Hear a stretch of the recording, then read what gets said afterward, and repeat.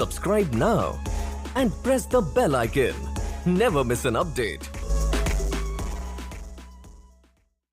Good evening friends, मैं नीलू वर्मा स्वागत करती हूँ आप लोगों का एक बार फिर से Mishra ji technical YouTube channel में।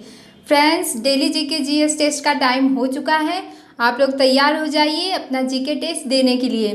तो दोस्तों, जीके टेस्ट के ये जो क्विज है इसमें मैंने थोड़ा सा चेंजिंग किया है। पहले आप लोगों को हिस्ट्री, ज्योग्राफी और साइंस के सारे क्वेश्चंस एक ही साथ मिलते थे, लेकिन अब मैं आप लोगों को डे बाय डे एक एक सब्जेक्ट के क्वेश्चन प्रोवाइड कराऊंगी। जैसे मान लीजिए मंडे को आप लोगों को फिजिक्स के क्वेश्चन मिलेंगे, तो ट्यूसडे को आप लोगों को केमिस्ट्री के मिलेंगे। ऐसे हर डे आप लोगों को अलग अलग सब्जेक्ट के क्वेश्चंस मिलेंगे। इससे आप लोगों का सारा सब्जेक्ट अच्छे से तैयार हो जाएगा और आप लोगों को ज़्यादा से ज़्यादा क्वेश्चंस एक सब्जेक्ट में सॉल्व करने को मिलेंगे। तो चलिए फ्रेंड्स, हम अपनी वीडियो को स्टार्ट करते हैं। उससे पहले अगर आप हमारे चैनल पर नए हैं तो चैनल को सब्सक्राइब कर लीजिए और पास ही बन रहे बेल आइकन को भी प्रेस कर लीजिए, जिससे अपलोड होने वाली सारी वीडियोस की नोटिफिकेशन आपको तुरंत मिल जाए। और इसके साथ ही आप हमारे टेलीग्राम ग्रुप को ज्वाइन करके वहां से सारी पीडीएफ एक साथ डाउनलोड कर सकते हैं। तो चलिए देखते हैं। पहला क्वेश्चन है, पारसेक किसकी इकाई है? पारसेक किसकी इकाई है? तो फटाफट कमेंट करिए अपने आंसर। इसमें राइट आंसर क्या होगा? तो इसमें राइट आंसर होगा दूरी, यानी कि ऑप्शन बी सही है। पारसेक जो होता है वो दूरी की सबसे बड़ी इकाई है। अब एक पारसेक बराबर कितने मीटर होते हैं ये भी जान लीजिए।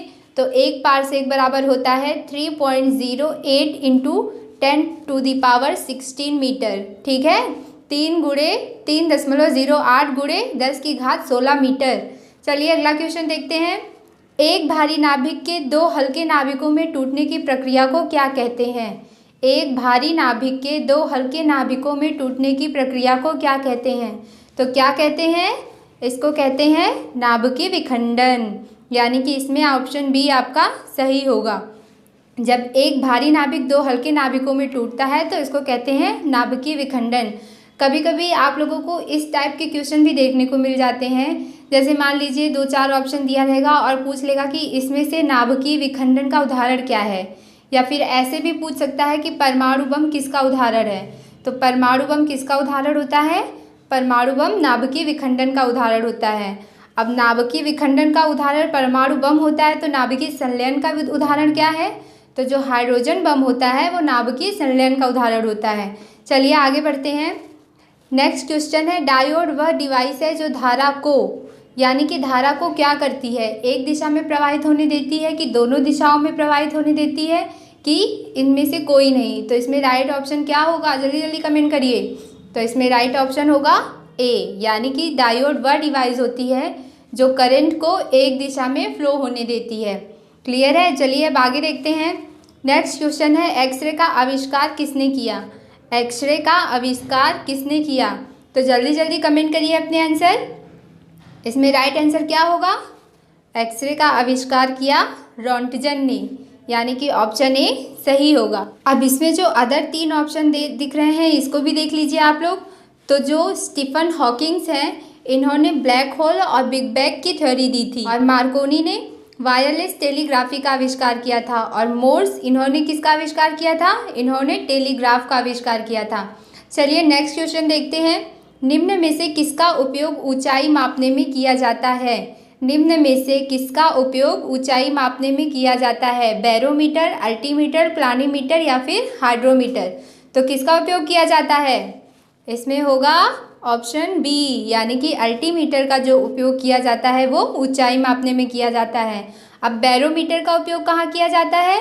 तो बैरोमीटर का उपयोग किया जाता है वायु दाब मापने में। और प्लानीमीटर का उपयोग किसमें किया जाता है? तो इसका उपयोग किया जाता है क्षेत्रफल मापने में। किसी भी 2 डायमेंशनल आकृति की क्षेत्रफल मापने में किसका उपयोग किया जाता है? प्लानीमीटर का। और हाइड्रोमीटर का यूज़ कहाँ किया जाता है? तो हाइड्रोमीटर का यूज़ किया जाता है द्रव का आपेक्षिक घनत्व मापने में। नेक्स्ट क्वेश्चन है, ध्वनि का एक अभिलक्षण तारत्व है जो निर्भर करता है, किस पर निर्भर करता है? ध्वनि का अभिलक्षण तारत्व किस पर निर्भर करता है? उसकी आवृत्ति पर, यानी कि ऑप्शन सी सही होगा। चलिए अगला क्वेश्चन देखते हैं। मोटर कार में शीतलन तंत्र यानी कि रेडिएटर किस सिद्धांत पर कार्य करता है? मोटर कार में जो रेडिएटर लगा होता है वो किस सिद्धांत पर कार्य करता है? तो वो संवहन के सिद्धांत पर कार्य करता है। ठीक है, संवहन के सिद्धांत पर कार्य करता है। नेक्स्ट क्वेश्चन है, एक समतल दर्पण की वक्रता त्रिज्या क्या होती है? एक समतल दर्पण की वक्रता त्रिज्या क्या होती है? तो क्या होती है? अनंत होती है। समतल दर्पण की वक्रता त्रिज्या अनंत होती है। चलिए अगला क्वेश्चन देखते हैं। प्रकाश का रंग किसके द्वारा निश्चित किया जाता है? प्रकाश का रंग किसके द्वारा निश्चित किया जाता है? वेग द्वारा, आयाम द्वारा, तरंग दैर्घ्य द्वारा या फिर आवृत्ति द्वारा? तो फटाफट कमेंट करिए किसके द्वारा निश्चित किया जाता है?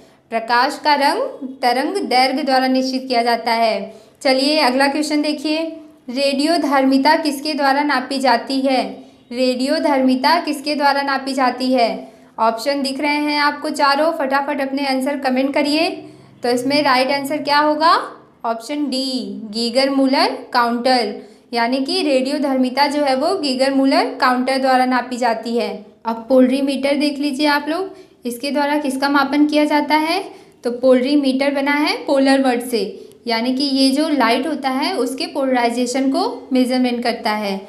नेक्स्ट है बैरोमीटर। बैरोमीटर अभी भी मैंने आपको बताया, जल्दी जल्दी कमेंट करिए बैरोमीटर किसका मापन करता है। और अगला है कैलोरीमीटर। कैलोरीमीटर यानी कि ऊष्मा का मात्रक होता है कैलोरी, और कैलोरी से बना है कैलोरीमीटर। तो कैलोरीमीटर किसका मापन करेगा? ऊष्मा का। चलिए अगला क्वेश्चन देखिए। किसी मनुष्य का भार पृथ्वी पर यदि 600 न्यूटन है तब चंद्रमा पर उसका भार कितना होगा? यानी कि अगर पृथ्वी पर 600 न्यूटन है तो चंद्रमा पर कितना होगा? तो चंद्रमा पर जो भार होता है वो पृथ्वी के भार का 22/6 होता है, यानी जो भी भार होगा उसका वो बटे 6 होता है। तो अगर पृथ्वी पर 600 न्यूटन है तो चंद्रमा पर कितना हो जाएगा? हम इसको डिवाइड कर देंगे, 600 डिवाइडेड बाई 6 इक्वल टू 100, यानी कि चंद्रमा पर भार हो जाएगा 100 न्यूटन। आपका डी ऑप्शन सही होगा। नेक्स्ट क्वेश्चन है, पानी का घनत्व अधिकतम कितना होता है? सॉरी गाइज, यहाँ पर क्वेश्चन थोड़ा सा मिसप्रिंट हो गया है, यहाँ होना चाहिए था पानी का घनत्व अधिकतम किस तापमान पर होता है। तो इसमें आपका राइट आंसर होगा ऑप्शन बी, यानी कि 4 डिग्री सेल्सियस पर जल का जो घनत्व होता है वो अधिकतम होता है। चलिए आगे बढ़ते हैं। नेक्स्ट क्वेश्चन है, जब एक चल वस्तु की गति दुगनी हो जाती है तो उसकी गतिज ऊर्जा कितनी होगी? यहाँ चल वस्तु यानी कि कोई ऐसी वस्तु है जो मोशन कर रही है, जो गतिमान है। अगर उसका गति यानी कि अगर उसकी वेलोसिटी जो है, उसका वेग जो है वो दुगना हो जाता है तो उसकी गतिज ऊर्जा कितनी होती है? तो गतिज ऊर्जा का सूत्र होता है K=12 mv²। यहाँ पर v जो है यही है हमारा वेग, या इसको हम गति भी बोल सकते हैं। तो इस फॉर्मूले से देखिए आप लोग, अगर वेग दुगना हो जाएगा तो गतिज ऊर्जा यानी कि काइनेटिक एनर्जी जो है वो 4 गुना हो जाएगी, क्योंकि फॉर्मूले में v² दिया है। जब v² की जगह हम 2v रखेंगे तो ये 4v² हो जाएगा, यानी कि काइनेटिक एनर्जी 4 गुना हो जाएगी। तो ऑप्शन बी सही है। नेक्स्ट क्वेश्चन है, दूध से क्रीम निकालने में कौन सा बल लगता है? दूध से क्रीम निकालने में कौन सा बल लगता है? तो इसमें राइट आंसर क्या होगा? ऑप्शन ए, अपकेंद्री बल। दूध से क्रीम किस बल के द्वारा निकलता है? अपकेंद्री बल। जब उसे हम मथनी से मथते हैं तो ये जो अपकेंद्री बल होता है ये अभिकेंद्री बल के विपरीत दिशा में लगता है। अभिकेंद्री बल तो केंद्र की तरफ लगता है और अपकेंद्री बल जो होता है वो विपरीत दिशा में लगता है, जिसके कारण जो है वो क्रीम जो होती है वो ऊपर आ जाती है। ठीक है, चलिए अगला क्वेश्चन देखते हैं। न्यूनतम संभव ताप क्या है? न्यूनतम संभव ताप क्या है? 4 ऑप्शन दिख रहे हैं, फटाफट आप लोग कमेंट करिए, इसमें राइट आंसर क्या होगा? ऑप्शन ए, -273 डिग्री सेल्सियस जो है वो न्यूनतम संभव ताप होता है। चलिए अगला क्वेश्चन देखते हैं। नेक्स्ट है, प्रकाश तरंग किस प्रकार की तरंग है? जो लाइट वेव होती है वो किस प्रकार की वेव होती है? फटाफट आप लोग अपने आंसर कमेंट करिए। तो इसमें राइट ऑप्शन क्या होगा? ऑप्शन ए, यानी कि जो लाइट वेव होती है वो अनुप्रस्थ वेव होती है। अब अनुप्रस्थ तरंग क्या होती है इसको भी आप लोग जान लीजिए। तो अनुप्रस्थ तरंग में माध्यम के कणों का विस्थापन तरंग की गति के दिशा के लंबवत होता है, और जो अनुदैर्घ्य तरंगें होती है उसमें क्या होता है? उसमें माध्यम के कणों का विस्थापन तरंग की गति की दिशा के समांतर होता है। अनुप्रस्थ तरंग का एक और एग्जाम्पल आप लोग जान लीजिए। जो विद्युत चुंबकीय तरंगें होती हैं वो भी अनुप्रस्थ तरंग ही होती है। प्रकाश की तरंग भी अनुप्रस्थ तरंग ही होती है। कभी कभी क्वेश्चन पूछ लेता है कि जो भूकंपी तरंगें होती हैं यानी भूकंप आने पे जो तरंगें उठती हैं वो कौन सी तरंग का एग्जाम्पल है। तो आप इसमें क्या बताएंगे, वो कौन सी तरंगें होती हैं? अनुदैर्घ्य तरंग। ठीक है, भूकंपी तरंगें जो होती हैं वो अनुदैर्घ्य तरंग होती हैं। नेक्स्ट क्वेश्चन है, मोटर कार में पश्च दृश्य के लिए कौन सा दर्पण प्रयुक्त होता है। यानी जो मोटर कार होती है उसमें पीछे के सीन के लिए हम किस मिरर का यूज़ करते हैं। तो ऑप्शन है समतल दर्पण, समतल उत्तल दर्पण, अवतल दर्पण या फिर उत्तल दर्पण। तो इसमें राइट आंसर क्या होगा? ऑप्शन डी, यानी कि उत्तल दर्पण का यूज़ करते हैं हम मोटर कार में पीछे की सीन को देखने के लिए। नेक्स्ट क्वेश्चन है, निकट दृष्टि दोष से पीड़ित व्यक्ति के चश्मे में कौन सा लेंस प्रयोग किया जाता है। निकट दृष्टि दोष आप लोग जानते होंगे कि इसमें क्या होता है कि व्यक्ति को जो दूर की वस्तुएं होती हैं वो स्पष्ट नहीं दिखाई देती हैं।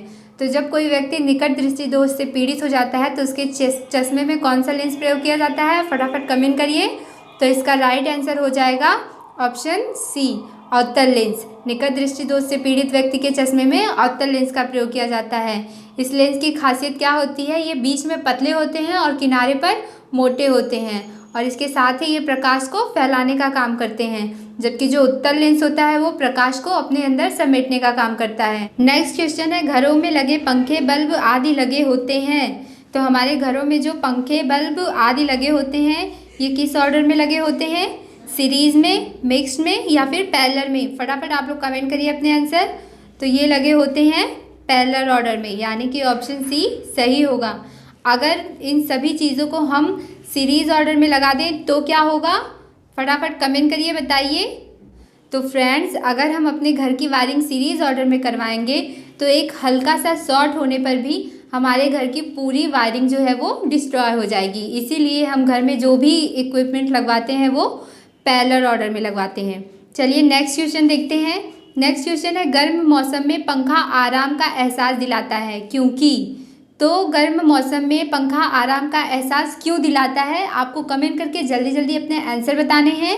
तो इसमें राइट ऑप्शन होगा ऑप्शन डी, यानी कि जब हम गर्मी में पंखा चलाते हैं तो हमारा जो पसीना होता है वो द्रुतता यानी कि तेज़ी से वाष्पित होने लगता है और इसीलिए हमें आराम महसूस होता है। ठीक है, तो फ्रेंड्स आज के लिए बस इतना ही।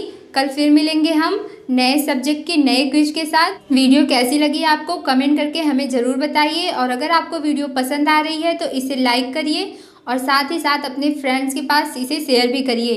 फ्रेंड्स, ये डेली जीके जीएस टेस्ट का जो क्विज है आपके लिए बहुत ही इंटरेस्टिंग होने वाला है, तो इसलिए आप लोग डेली अपनी हैबिट बना लीजिए कि आप लोग डेली मेरे साथ रोज़ 8 बजे इस टेस्ट को दिया करिए और अपना जो भी आपका स्कोर होता है वो हमें कमेंट करके बताया करिए। इसके साथ ही आप अपने दोस्तों को भी इसके बारे में बताइए ताकि ज़्यादा से ज़्यादा लोग हमारे साथ जुड़ सकें और इस टेस्ट का लाभ उठा सकें। तो फ्रेंड्स, अगर आप हमारे चैनल पर नए हैं तो चैनल को सब्सक्राइब कर लें और सारी PDF फाइल डाउनलोड करने के लिए आप हमारे टेलीग्राम ग्रुप को भी ज्वाइन कर लें।